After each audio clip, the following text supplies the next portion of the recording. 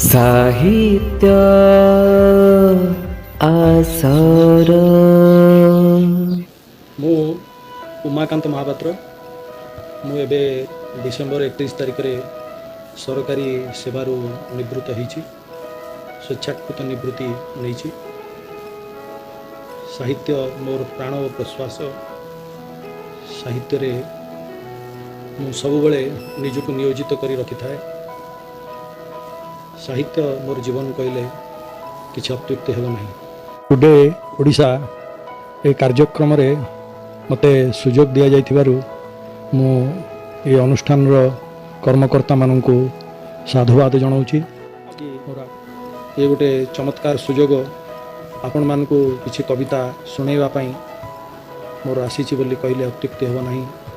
मु आज मोर शय्याशायी बापांक उपरे किछि कविता एबे लिखा जाइछि। ता भितरु गोटे सद्य लिखा होइतिबा कविता मु आपण मानकु सुनाउछि। मोर आजिर कविता शीर्षक बापा गोटे स्वाभिमान। बापा व्यवस्थार गोटे अनुसरण नुह अनुकरण मात्र। बापा व्यवस्थार गोटे अनुसरण नुह अनुकरण मात्र। बापा जीवनर अवलंबन सुंदर सांसारिक आलिंपन गोटे स्वाभिमान। बापा हेबा गोटे अवस्था नुह बापा हेबा गोटे अवस्था नुह गोटे आस्था और विश्वासर प्रतिपालनर गोटे आस्था और विश्वासर प्रतिपालनर प्रतिदानर प्रतिपादनर। बापा गोटे सांविधानिक संबोधन नुह रक्तर रजुरे बंधा थिबा गोटे अनुबंधन गोटे उदार अनुरणन गोटे सांद्र सबुज अनुभूति गोटे परम पुण्य पवित्र आचरण अम्लान विभूति। बापा विस्मय बेहागटिए अमृत आवाहनटिए आवेदनटिए।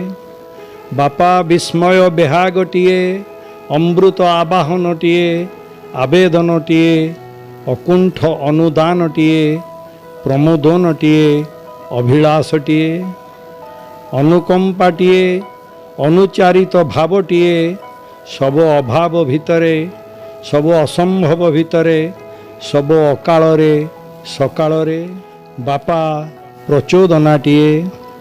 बापा प्रचोदनाटिए प्रेरणाटिए प्रस्तावनाटिए सुबासित अनुरागटिए अनुभावटिए संगोपित संभाषणटिए संबंधटिए संगोपित संभाषणटिए संबंधटिए संवृत संवेदनटिए संजीवनीटिए जीवनर यौवनर जरा व्याधि एवं बंधनर जीवन यज्ञर। बापा गोटे उपलब्धि बापा गोटे उपलब्धि अनंत बारिधि गोटे स्वप्न बापा गोटे सत्य बापा गोटे समष्टि बापा तुष्टि भी बापा संतुष्टि भी बापा। बापा मोर संसार संभार बारिधर अनिभार मो भितरे लहड़ी भांगुथिबा अनिबार मो भितरे लहड़ी भांगुथिबा गोटे उदार अहंकार निशर्त स्वीकार गोटे उदार अहंकार निशर्त स्वीकार।